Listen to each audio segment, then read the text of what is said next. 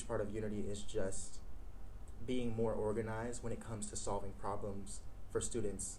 And that's not just on behalf of student government, that's on behalf of all students. So like I said before, having more student organizations work together to solve their problems, having students work with alumni to solve their problems, because one of our platform points was, for DEI, was bringing in the Alumni Association, who have already shown that they want to support students in this time, and helping them kind of, and kind of like bringing them in to kind of help us solve problems caused by Senate Bill 17, like a lack of funding, because one of the problems that students have brought up in assembly is that like some of the former executive members of the former agencies of the MEC, they came in, they were like, and they talked about their problems, and I asked them in assembly, I was like, what do you guys need?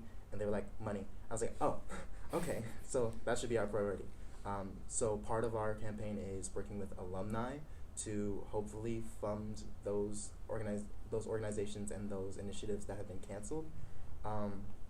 And so uniting alumni with students, uniting students with students, uniting students with student government. So that's why I would say that unity is kind of our biggest, is our highest priority. So we ended up having to ask quite a few people before I was able to get numbers and get how much money is actually spent. And we feel like the budget should be more available, whether that is what we think should be, which should be on the student government website. There's like different tabs for different things, and we think having a budget tab would make a lot of sense. We think that having previous budgets would make a lot of sense. Having the expenditures that student government makes would make sense as well, because, you know, ultimately student government money we feel does belong to the students. We feel like it is student money, so they should know exactly where that goes.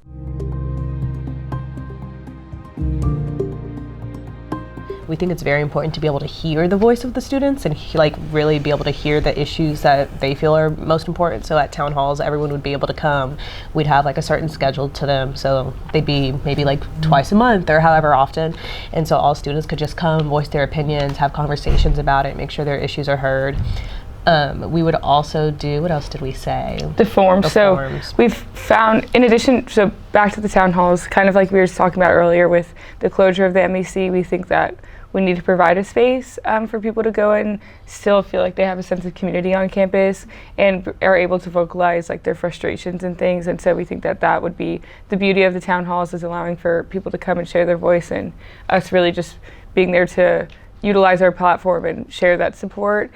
We also would try to highlight a form that would be available to everyone. That form would not only be a means of kind of submitting people's frustrations and kind of like constructive criticism to us and how we could grow in supporting students, but there's been recent struggles of people or student organizations, despite SB 17 not supposed to be conflicting with student-led organizations.